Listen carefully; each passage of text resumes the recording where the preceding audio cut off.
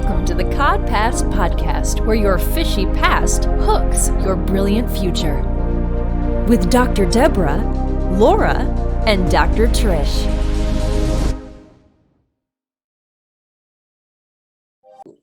Do it again. Okay, everybody smile. It's recording. I'm going to see if I can post it.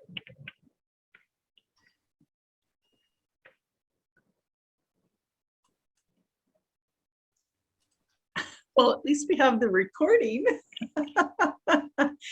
Which we do. We have that. So this is Plan B. We are living in Plan B, and we're working on Plan A, which is to go Facebook Live, which is so much better. Since we have... You guys, I think we're going to stay with the recording, and we're just going to have to go Facebook Live when I get there because I can't. Okay, that's fine. As an option. That's fine. Okay. All right. Well, welcome to the CodPast podcast. Today is April 22nd, 2022, and we have a fantastic guest with us. Deborah, first, do you have the little thing you can play? Or you want me to do? Okay. Yes.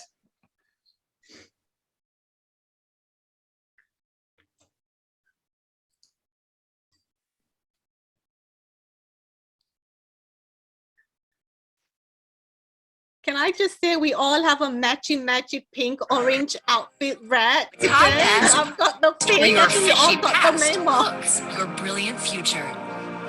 With Dr. Deborah, Laura, and Dr. Trish. I'd wave for her. That's a really good observation, yes. Yeah. And we didn't even call each other before we got here. No, we did. We just like, you know, I'm just gonna put this one today, and then there it is. We had like the vibe, you know, the vibe. That's right. Well, it's one of the things we do. I want to introduce you to our audience, and then we usually tell a fishy joke, and then we'll just have conversations. But let me introduce you. Dr. Is it Izdihar? Is that how you pronounce it? Yes, Izdihar. Izdihar, such a beautiful name. Jamil, PhD, another PhD. I am the underachiever of this group.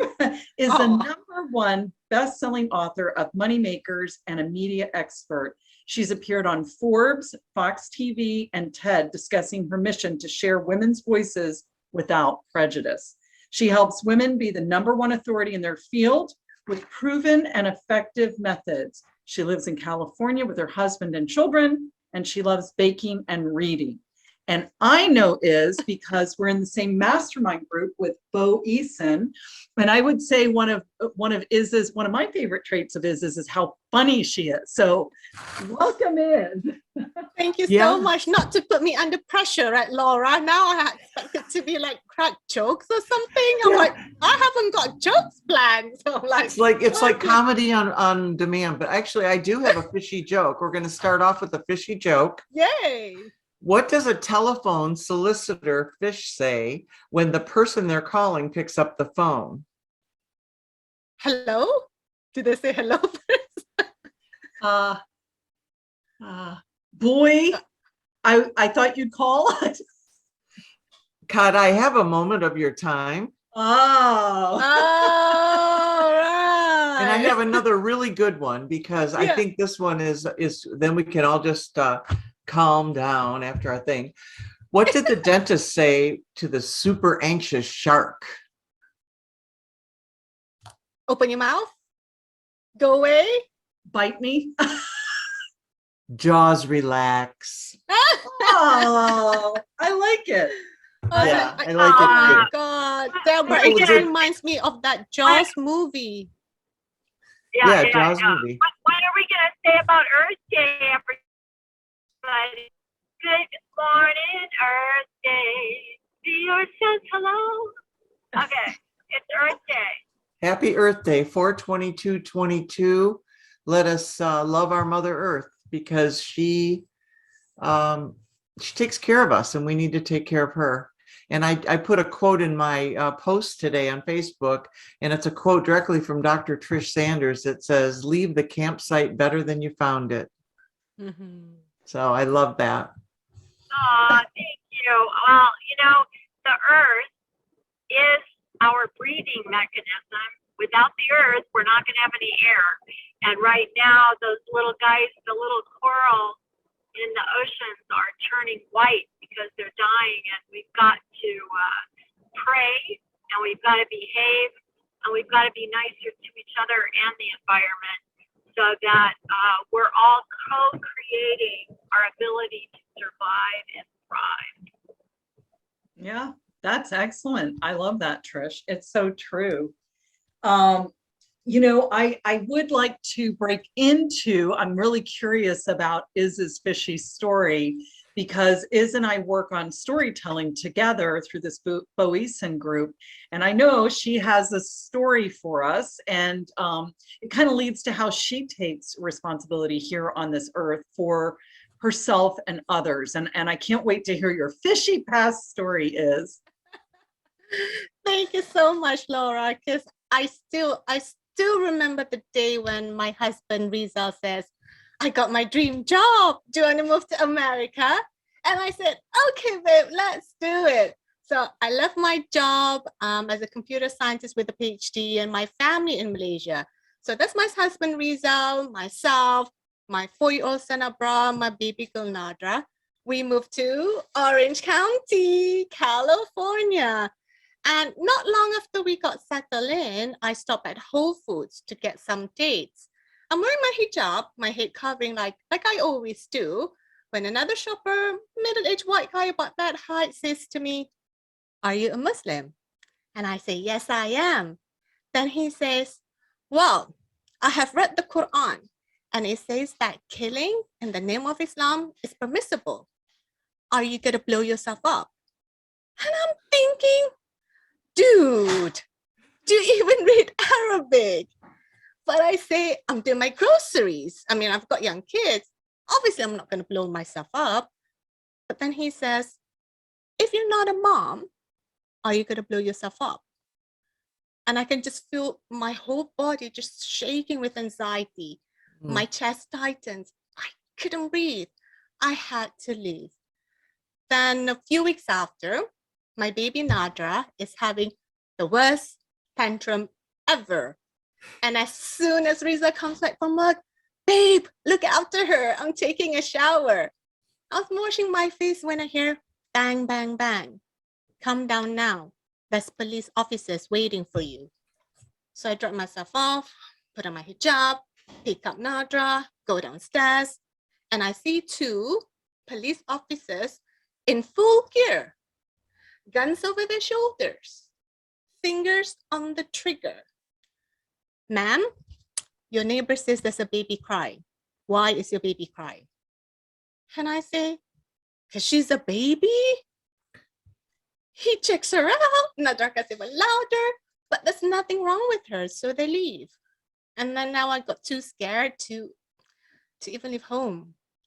So to cheer me up, Riza got me a present, an online course, so I can be an online coach and consultant. I can work from anywhere and still be with the kids, which is exactly what I want, because I don't want to work at Google from 9 to 5. I want to be with my family and empower other women. So I studied the course. One of the things I have to do is go live on social media. Mother's Day 2018, put on a pretty pink top, some makeup, a floral hijab, and then just before hitting the live button for the first time, I freeze. People gonna think you're a terrorist. And I say, God, help me be brave. So I turn on the camera, freeze again, prayer, camera, freeze for 30 minutes till I finally hit the live button. I share my message, and then I just broke down and cried. Then I do it again, the next day, and the next, and the next, and the next. It isn't easy, but I persisted. And today I'm a multiple #1 international best-selling author. I've been featured on Forbes, TED, TV, magazines, hundreds of media, and spoken to thousands of people around the world. No person should ever have to be afraid of voices should be heard on prestigious platforms around the world. without prejudice. And that is my fishy story. Well, you sure hooked a brilliant future with that fishy story. And I would say I'm sorry that all happened to you, but I think that you made the best of it, Thank you. Yeah. Yeah, I mean, what can I say? My story got me into TED. A part of my story got me into TED. A part of my story got me into best-selling books. I feel like it's kind of like a blessing that I see it, or a gift, that this is what I needed to learn. This is who I needed to be. These are the people that are going to see, that's going to help me out. I was in a victim mode, Deborah, for so long. It got me sick. Because I'm like, why this is happening to me? I couldn't even go out. I just couldn't. It was too scary for me, because what's going to happen, right? Is it this time? But the moment I'm like, okay, when my husband bought me that course, I shifted my mindset to like, okay, I'm just going to focus on this one. I'm going to focus on learning and helping people. And then things just shifted. And today it's just, I have a completely different mindset, completely different way of being. Just a couple of days ago, I was walking my baby around, saw a papaya tree in front of my neighbor's house. I don't know that neighbor. I've never met him, but I saw him. I said, hi, your papaya tree reminds me of Mama and Aya's home in Malaysia. And she was like, oh, hello, do you want a papaya? I'm like, okay. And then we started talking. So it's a completely different mindset and mind shift now to where I was before. What was the course that your husband got you? Oh, it was how to be an online coaching consultant. It was literally that. How to be an online coaching consultant from Sam Evans, I think. So he got me that course and he was like, there you go. And then he kept asking, have you done it yet? Have you done it? Have you done it yet? I'm like, oh my God, babe, leave me alone.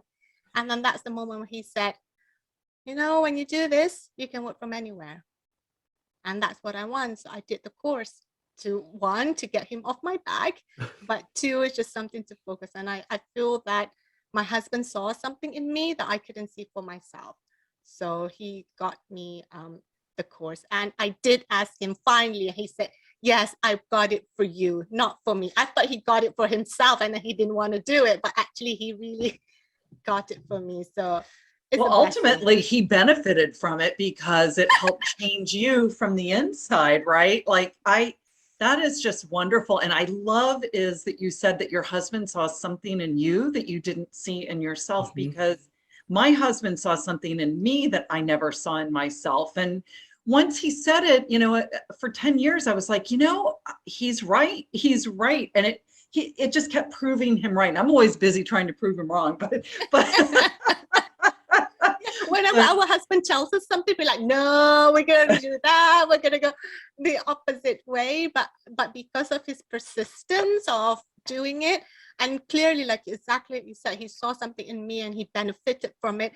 Now he's like, he just showed me the other day, so this is where I want to go for vacation on this private island. Can you go and book it? I'm like, okay. Now he's like, can you go and book a private island? I'm like, sure, babe, I'll take care of that private island. So clearly he's like, see the bigger picture that I didn't see, right? But absolutely, Laura. Oh, what I love is that one of the reasons that we created CodPast is to try to help people see the whole totality of their life, and that they don't have to live as a victim, that we're really responsible for every single minute that we live. Whatever's going on is what we drew in to make us see the next step. And so whether it's negative or positive, if you kind of get out of that judgment of, well, this is a negative thing that happened, or this is a positive thing that happened, and you go, wow, this has happened, so how am I going to use it to make my life better? And you proved that point on a large scale, because what you experienced was so awful that you were attacked by a bully, who didn't know any better. I mean, he was scared too. He, was doing the best he could, but and in front of your children, which is also times 10 frightening and embarrassing. Yeah. And you're in a country that is not your familiar territory. So you're out kind of like a fish out of water, so to speak. Oh, that's a Yes. I'm a completely different fish, Trish. Yes, I'm a completely different fish.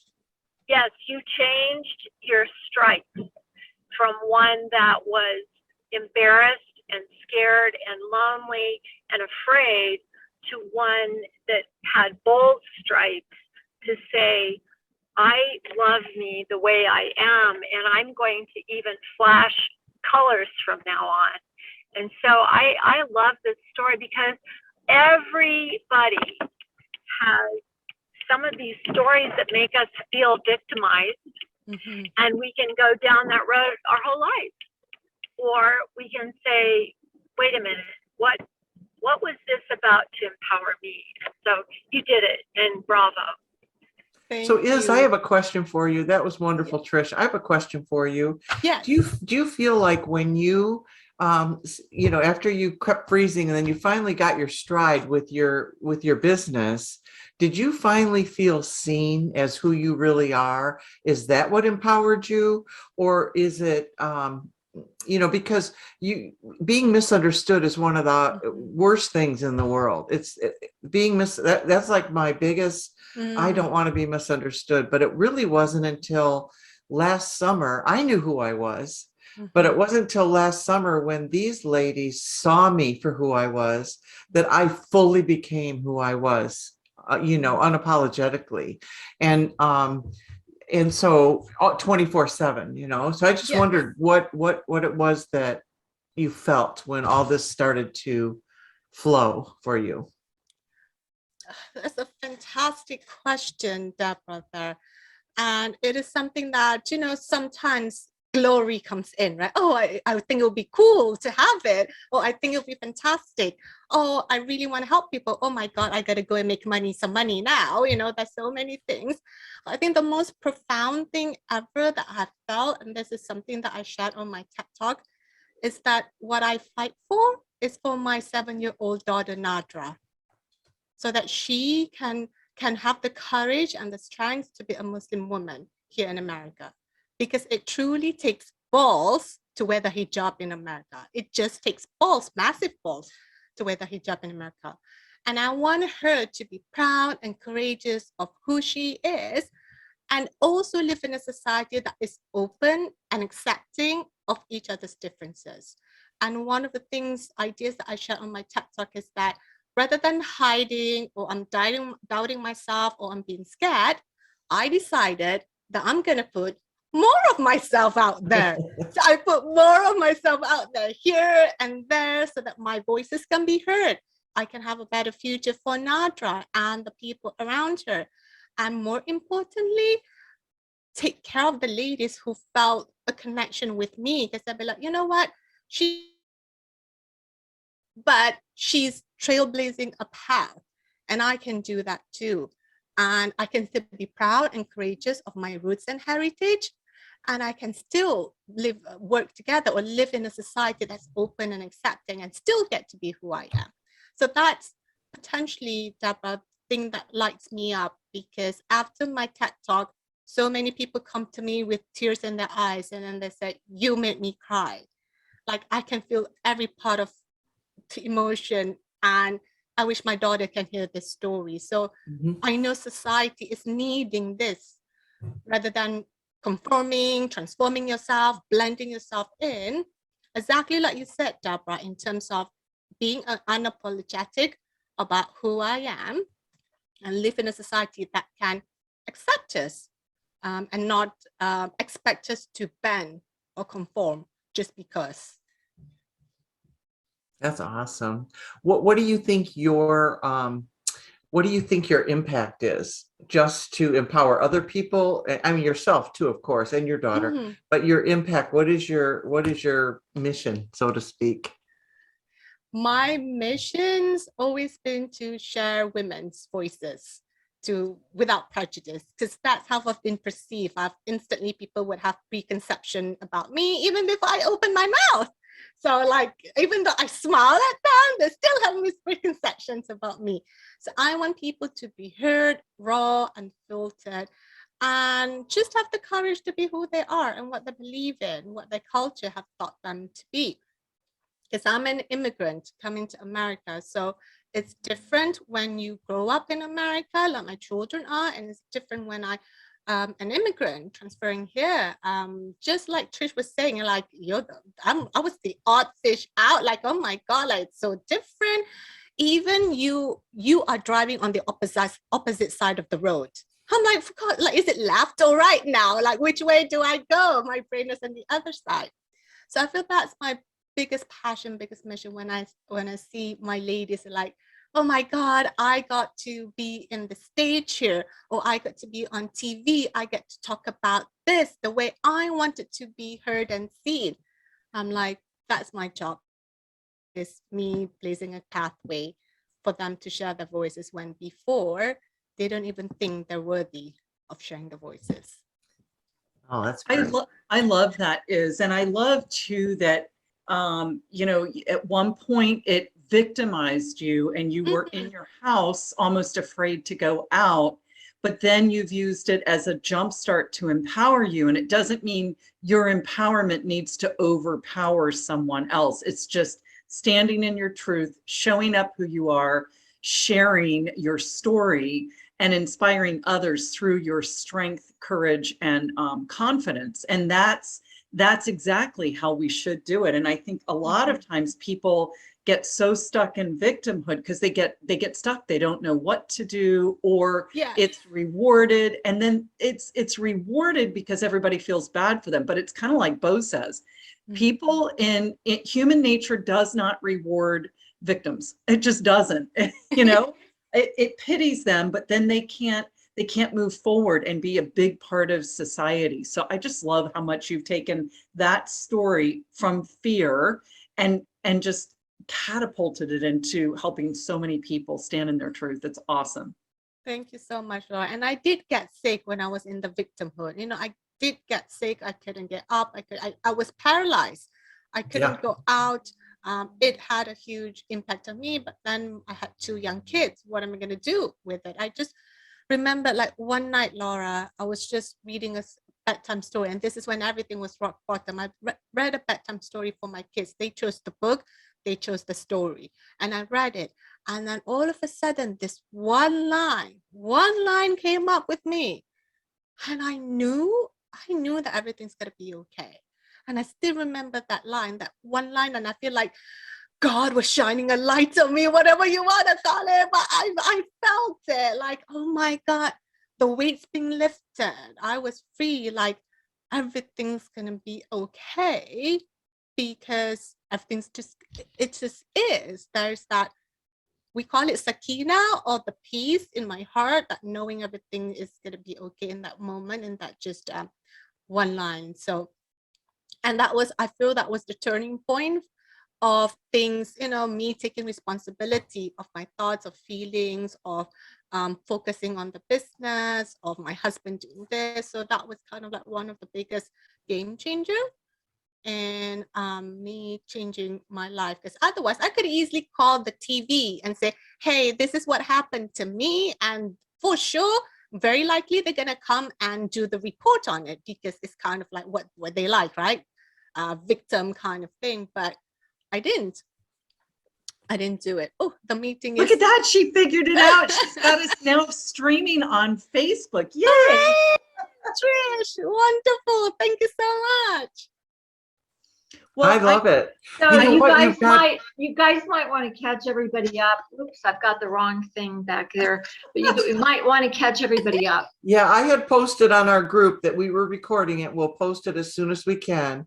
So I'll let Laura catch up on a little bit, because I do have a question for Iz. She's got me hanging on a ledge of what that line that may, changed her life. So I want to hear that. But Laura, if you want to go up and catch everybody up, Yeah, so I'll catch everybody up who's live on Facebook. Thanks so much for hanging in there. Hopefully you came back and you see we're live on Facebook. We're here with Izdihar Jamil, Jamil, Yes. PhD. And she is just an amazing woman with so many stories of courage and all she does to stand in her truth, and how much she has supported other people who have found themselves in her position.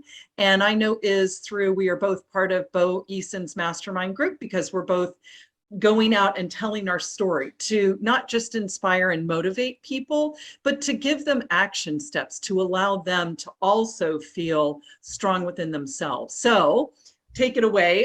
We just left on a cliffhanger. We just showed up on a cliffhanger where Iz told us that it was a feeling in your heart of peace. I don't remember what the word was that you used when you were reading a story to your children. So if you could continue with that, Iz. Yes. So I was reading, it was at my lowest low, where things just crashed down. My children chose the story, chose the book, chose the story. So I didn't choose it. So somehow they knew what I needed to hear. And then I was reading that story. It is a storybook. It's not one of the sacred book, or it's just a storybook for children. And then I came across this one line that I knew in that moment that all the weights in the shoulder, all the mountains has been lifted, everything is off, and that feeling that we call it in Arabic is sakina, which is peace in the heart. Sakina, I had that feeling in my heart that I knew that everything was going to be okay. And Deborah was like, "You left us on a cliffhanger there. What is that line?" So that line is, so I have to translate it in my head. So it was about, God, show me your mercy, and facilitate these affairs in the best possible way. So God is saying to me that I'm giving you the mercy, like my mercy is so huge, and this affair is going to be facilitated in the best way possible, Don't worry about it. Basically, it's like, don't worry about it. It's been taken care of. And I'm like, okay. I don't have to worry about it. It's been taken care of in the best possible way, from the divine promise. I'm like, okay, God's going to take care of me. No problem. I'm good to go. So it has, whenever I'm in challenges or difficulties, I remember that line. And I'm like, you know what? Everything's going to be okay. Everything's going to be okay.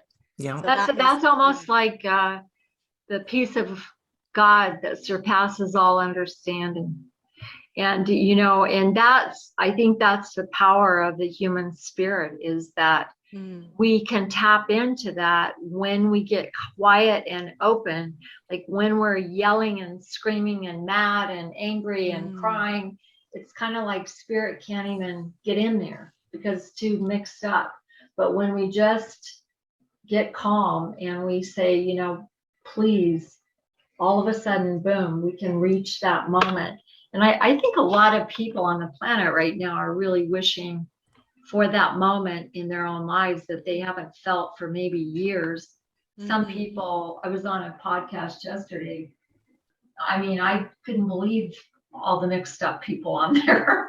I was just like, holy moly, it's worse than I thought. But people are not very peaceful right now. And going back to victimhood too, when COVID first started and the whole world came to a stop, I had anxiety. I travel for work, so I was out there alone. But and I don't usually get anxiety, so it was a weird feeling for me. But as I hooked up with a couple of my strong Christian friends that said, listen, it says right here, I will take care of you and do not be afraid, right? So it's kind of the same thing that you said, but also that the person that or persons that misunderstood you and what we called bullied you or said mean things, God takes care of that too. He's like, that's not your job. And I always remember that when something happens to me where I get hurt or something, and I'm like, oh, and it's like, hey, that's not your job. I take care of justice. And so I just really love that. It reminded me of that when you talked of that. But you did say, God, show me your mercy. And then I didn't hear the second half of it. Yes. So God, show me your mercy and facilitate this affair in the best possible way. Okay. So that was like the whole line of it, because then I'm like, okay, this is exactly like you said, Deborah, this is going to be taken care of in the best possible way. It's going to unravel in the most magnificent way. Something that Dr. Sue Morter said in her book, Energy Code, is that everything that happens to you is 100% for your benefit and for your highest good.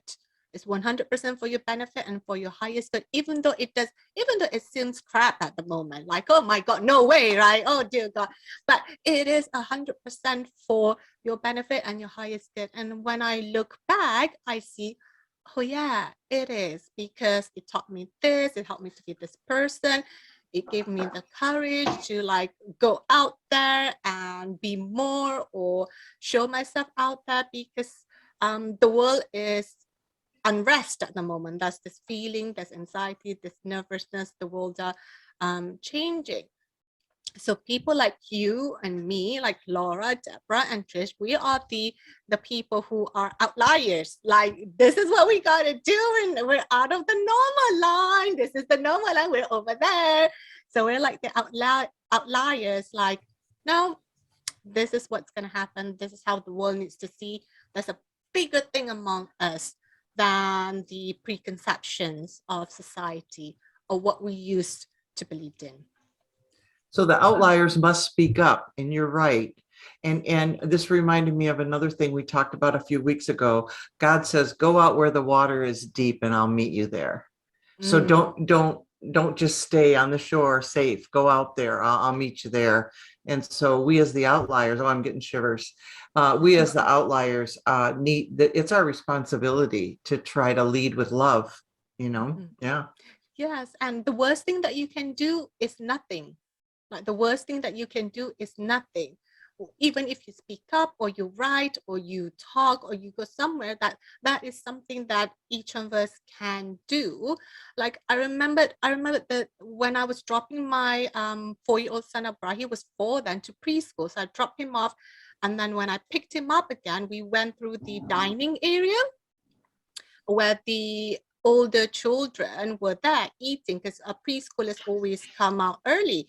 So I was going, go through the door because it was a shortcut. So I'm just going to go through that dining area. And just as I was hitting the back, the door to go out, someone screamed from the back.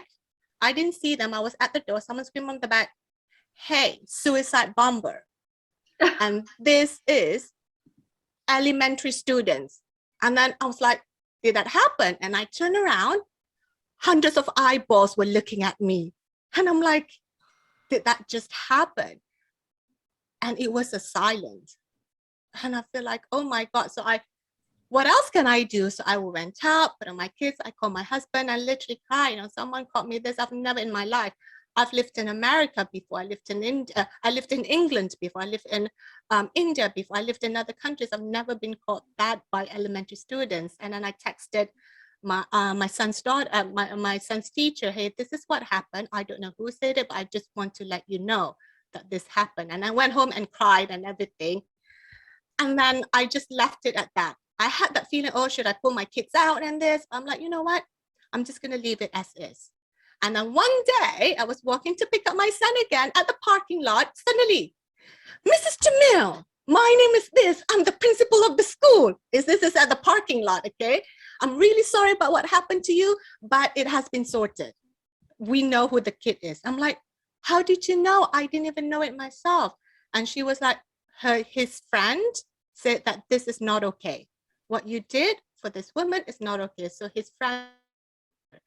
So I've always prayed for that boy who's like stood in justice and said, this is not okay. It takes massive courage for that little boy to tell the teacher and speak the truth. But that taught me that goodness and justice and truth always always prefer, even if it's just like a 9-year-old voice or 10-year-old voice. But never since then that any of the incident repeated again, and I felt the safest in the school. So I just want people to know, when you're facing that thing, just a small voice can make a difference. And my God, like that 9-year-old, 10-year-old boy, whoever that boy is, I've been praying for that boy. So how much courage he has on standing up for what's truth, what is not okay, what is okay, what is not okay. And kudos to the parents who raised an incredible little boy or a girl. It could be a girl. I don't know who. It is. I'm so glad you brought up the discussion about the children, because for 17 years I had a humanitarian project that was opening schools in a lot of different countries, but the main school, the main campus was in a very, very high risk area of Phoenix. Phoenix is the #2 city for war refugees. And we had, I don't even know what percentage, a big percentage from Somalia. And so we had a large contingency of Muslim children and their parents and the tribal leader. The tribal leader lived close to the school. And I don't know about your particular area of culture, but I had to always bring in the tribal leader if there was any problem with a child or a parent or anything. They were kind of like the mediator or something. I don't know what. We all prayed together. But the whole point of this is something that always gets buggy to me, talk about fishy. And that is that we're all taught. We don't know these things when we come out in the born, from our little moms. We're taught and we're marketed to, whether it's from CNN down to our parents, down to this child. These little children are these little vessels. They're just like these empty little things. And then people put stuff into them. And so we aren't hateful things that come out of our mom. We're just these sweet little things, these little cherubs, and we're ready to do whatever anybody tells us to.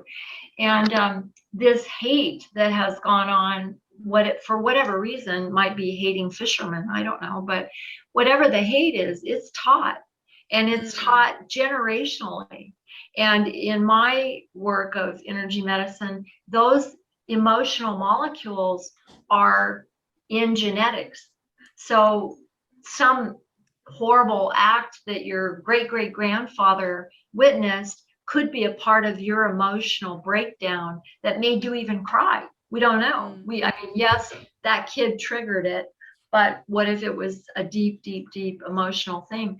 And so I always want to have people realize how precious our little children are and how easily programmed they are. But then going up to adulthood, how easily it is for people to hypnotize us, and to get us to do things that we just couldn't believe we could do, but somebody convinced us it's the right thing in the name of hatred or whatever. Like you were saying, that guy who said the Quran said, if you do it in the name of Allah, you can kill somebody or something. Well, I suppose you could dig that kind of scripture into anything. Somebody in the Bible will say, you mean it's okay if I poke somebody's eye out if they've harmed me, And it's like, well, I don't think the Bible actually said that. But the thing is that we teach and we learn according to the propaganda around us.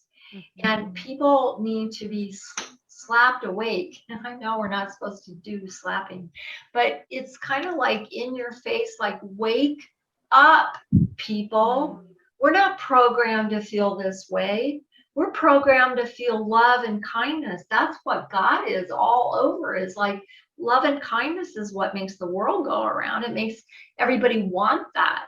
Well, and don't you think that that little boy was speaking those words out of fear? Absolutely. So we either have to have fear or love. And That's then right. when you come and you show who you are and explain things that are unfamiliar, and that may, sometimes the unfamiliar brings fear because we don't know how to control it. We don't know what to do. So you've been able then to put yourself out there and just waylay a lot of these rumors and untruths. Well, Yeah. I also think I won't play devil's advocate, but I'm going to talk about the other side of the coin too, with the bully. Hurt people. And the interesting thing is, because I was bullied as a kid, I'm kind of small. I'm small but mighty. And so I was picked on a lot. I was very sensitive. And even now I wonder, did those bullies ever grow up? Are they still bullies? Do they bully their children? But Trish told me a long time ago, because we were both bullied by somebody. This story is ad nauseum, so I won't get into the details, but this person was sort of a type of bully. And she promised me one day, because I really struggled with this, she promised me one day I would thank this bully. And you know what? It's true, because it's that fishy past. Had the bully not been the bully, but the bully was just being the bully, right? Like, I don't know if they were taught. I don't know if it's part of the soul contract, but, and then the other thing I'll say, which is completely divergent from what I just said, is it's something totally different. I just watched a movie last night because I had a lot of trouble sleeping. And it was about these people that was kind of like a Groundhog Day. It was a cute little story and movie. It was sort of a B movie, but they said everybody in the town was going through the same loop like Groundhog Day, and that those people were asleep. And at the end of it, what they said to each other is, you know what, those people are living their life. We're asleep. And so maybe we look at the world as kind of in that, we're the outliers, but it's us waking up and popping corn to really affect. And that's where I think is you've really stood into it. And I know Dr. Deborah, Trish, and I are starting to just really go out there and stand in this and be courageous. And that's the wake-up call that I just love how you are an outlier, and you're paving the way for all of us. I have to ask you this question. So one time we had a little radio station for the children. They ran it. They decided programming and everything. And we had 5 women from Afghanistan visiting us. They were just visiting, right? And they all had on the what do you call those scarves? They're not burqa. The hijab? The what? The this one, the burqa, the purda? No, the burqa one had on, but the just regular scarf like yours. Oh, the hijab. Hijab, right? Yes. So one had burqa, the other ones had on the hijab, and we have little kids in there doing the interviewing, and one of them just goes, "Why do you guys all wear those things on your head?" It was so cute, it was so cute, and it was so innocent. And so in one radio broadcast that was so profound, you had these little kids asking these questions, and these women who, they were all moms as well, and they liked, teaching because they're moms.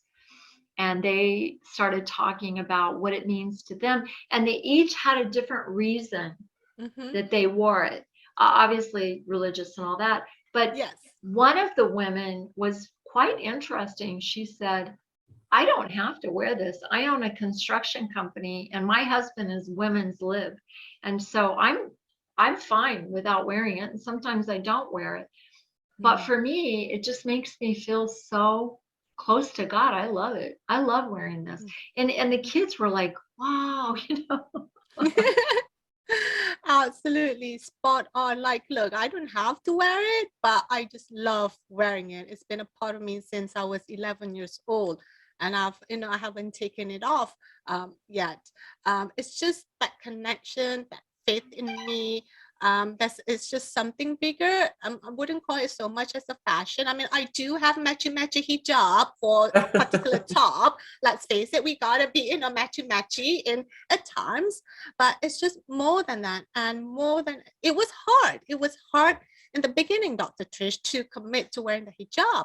even though I grew up in Malaysia where, hijab is a common thing, but it was hard to commit to it. On and on again or off again, on and again or off again, on, off. No, I don't like that hijab style no more. No, I'm not going to wear it. But it is, once you stick to something and then I follow through, it's a completely different thing. And then the connection to God, doing that, what I feel is most comfortable. There are a few simplicities, like I don't care about my hair looks like, right? I just have like the hijab, put on a hijab that's matchy, but it's more than that. It's about me, my faith, my honor, my dignity, my values, my heritage. It's deep. It's run deep. I also think some older women said, if we get this trendy and it's like a God thing, it'll cover up our necks forever. Oh, I need that. Why do you think that a bunch of us wear things like this? The wraparound things, isn't it? Oh yeah, I'm telling you, I would love that. Ugh. It'll keep you looking Laura, 20. Laura, well, I still remember. I've met you. You're not that small. You're like me. We're the same height. How tall are you? 5'4". Oh, I'm a little shorter. I'm 5'2". Yeah, but we're like kind of like the same I'm time. 5'6". Trish, how tall are you? 5'6". All right, we're 5'6". Okay. The little mighties and the little mighties. That's like Shakespeare. We're at the top. If you can see the arrangement we're at the top, right, Laura? Yeah. Well, it's Shakespeare's birthday, and Shakespeare says, "Though she be small, she is mighty." Oh, I did not know that. Well, I'm going to ask you a question, and I don't know religiously where you stand with any of this stuff. So, but we often ask our guests, if we get time, and we have time, if they've ever experienced anything supernatural, like a ghost or maybe an angel or a UFO, something that's out of what we consider the norm. So yeah, have you experienced anything like that? Well, I was on my first year of college. We're on the second floor. My roommate and I, we were watching a movie, and it was a little bit of a scary movie. We're on the second floor, and there was a moment when we're like cuddling together. In front of us was the window, and outside was a lake. That moment, Laura, the white thing. And we're like, what was that? We're like, oh, what's that? And then we got so scared, and then my other roommate was like, and then we told her, it's like, yeah, that happens. I always see them outside there. I'm like, okay, but she's more, she probably has, that vision. She's been granted that gift of that vision that can see stuff. But yeah, to answer that question, I can still remember it like today. And from then on, I never go to the bathroom on my own. I always take my roommate with me, because we live in a dorm, right? So we have a room, and then the bathroom, the shower is all at the end of the opposite one, and then you go outside. So I never go on my own again ever that that time, because it was really really scary that happened. And I know some people, like my other roommate, I've seen them. They just hang. So what were they doing? No, they just hanging there. They're just standing there. I'm like, oh my God, don't talk to me about this stuff anymore. So thank God that was the only time. I think as I was watching that scary movie, that ghosted movie, it called onto them for some reason. So I don't watch that kind of movie anymore, because it scares me a lot. Whatever you think about, you bring about. That's interesting that you feel you brought that to you, and that it was scary rather than something calm and inviting that was saying hello, Because it just passes through like that, right, out the window. So if it were to say hello or something, I would just die there and then. So I wouldn't know what would happen to me. But I feel like that was like probably like one of the things that God wants to show me, that okay, you know what, this is happening. There are supernatural things. There are things that we call it the ghaib, or the unseen. There is the world that is unseen from the physical eye. How do you spell that? Ghaib. like Ghaib, right? Because it's in Arabic, that spelling. Yeah, yeah. But GH is the ghaib or the unseen, and as the pillars of being a Muslim is that we gotta believe in the unseen, because there's things that we don't know that is there, but we just don't see it, right? Like the angels and the That's called devils. a pillar. It's called a pillar. It is one of the pillar of being a Muslim. One You of the know, fundamental. I am amazed at that, because that's a problem in pervasive United States, because United States wants to keep this thing that no, it's real and it's science if you can see it, but you can't see it, it's not real. And even things like X-rays and beta rays, people still will say, well, that's not real. And we're trying to get back. This morning I had breakfast with an indigenous tribal leader here, and we were talking about the unseen and how powerful it is, and how we are not getting enough credence to the unseen, because they could be vapors. We don't know what they are, Yeah, exactly. The unseen, like heaven and hell and all that thing, the angels and the devils. We couldn't see, but we know they exist. We know there's a devil somewhere. Well, yeah, that's our poking. definition of faith, is faith, our belief in things unseen. And Correct. Seen yeah. and unseen. Mhm, That's mhm. right. It's interesting because I do think, when I speak to very religious people who are Christian, I'll just say Christian religious, because I don't know what else to call it right now. And you start talking about spirit or UFO and they're like, oh, no, that's not ghosts. They don't exist. And it's like, well, you believe in God, who is also unseen, and Jesus and all these other things. To me, why is this a step further? It's still part of the open, unseen, supernatural. Well, So what about the three wise men who predicted Jesus way before he came? What about that? What about the angels of mercy that people see? What about Mary's vision? What about Joseph's vision? It's so strange how people cut and decide what they're going to believe and what they're not going to believe, and don't think it has ramifications. But I love that you brought that up, that's a pillar, because this is something the three of us really want people to realize, the power behind the abundance of nature. And that I was just listening night before last about how mushrooms might be the most prolific on their own species. They're not a plant. They're not anything other than a mushroom. They're different. Yes, they're called fungi, but there are so many species, and they talk to the roots of trees, and they send messages all the way around the world. Mushrooms. Wow. They have their own internet. And they have their own internet. And actually they were talking about that net, and that we have discounted. They were talking about The Secret Life of Plants that was written in the 70s, and people still argue about that book. It's like, how much more evidence do you guys need? But they still say that book was just, what do they call it? It's a pseudoscience, that it's not real. Well, that comes right back to fear, Trish, right? People are afraid of what they can't see. And you've taught me, Trish, that there's so many things that are going on, but our mind can only see a few of them. And you guys, we need to accept this as part of our thing. So it's IGOB. Is it IGOB?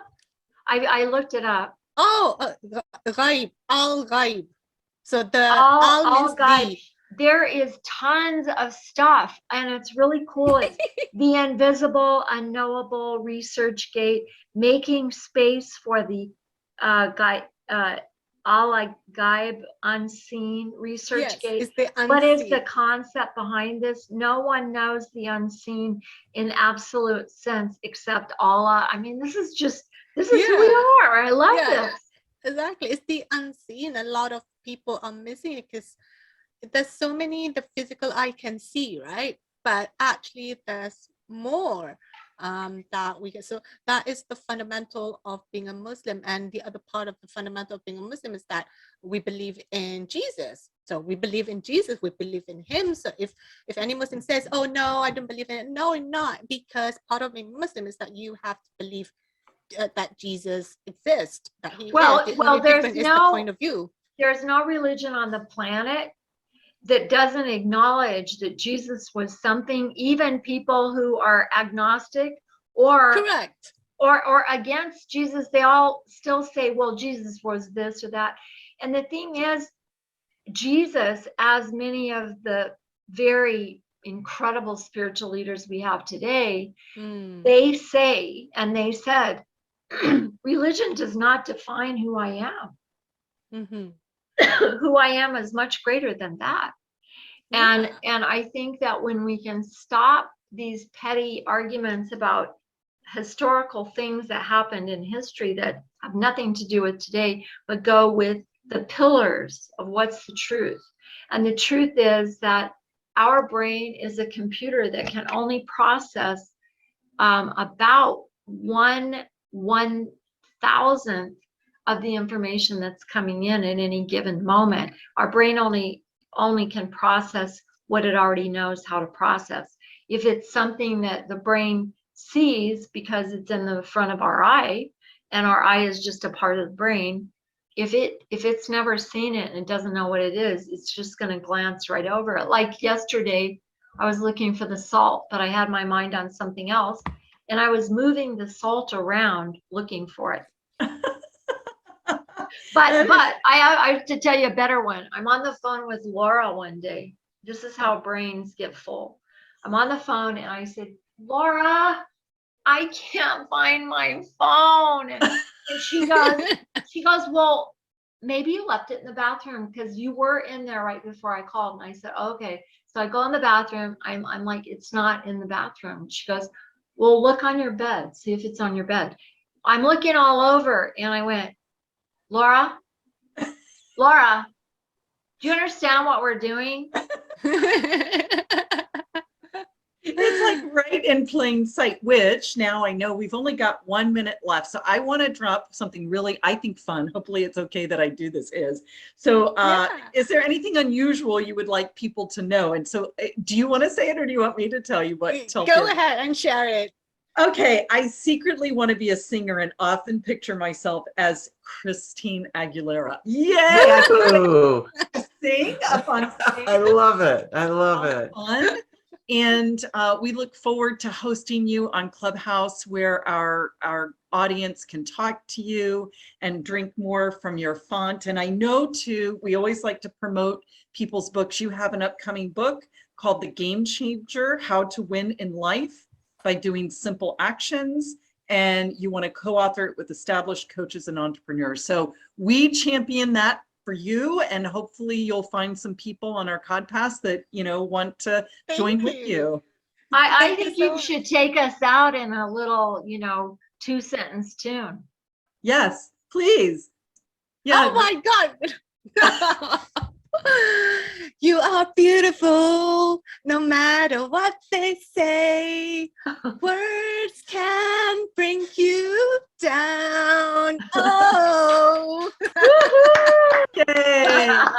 Thanks so much. Thank you. And we'll see you on Clubhouse in a minute. And let me know if you have any problems with the link I sent you. See you in a minute. Thank you so much. Thank you, Oh, Deborah, it was Trish, fabulous. So Laura. nice to meet you. I can't wait to meet you in La Jolla. Yeah. Yes, I'm crashing with you, Laura, for that one.